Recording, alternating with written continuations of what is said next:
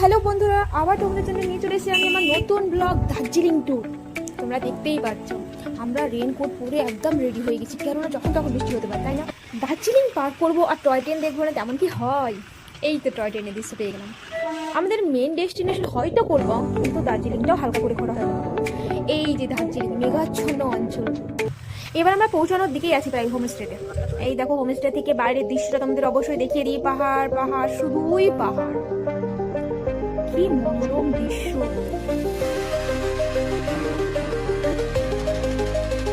গরমকে tata জানিয়ে যখন জলের তলায় গেলাম, মনে হলো যেন সব ক্লান্তি উড়ে গেল। সন্ধ্যা পড়তে না পড়তেই কখন লুডো খেলতে খেলতে এবং পকোড়া খেতে খেতে টাইমটা গড়িয়ে গেল বুঝতেই পারলাম না।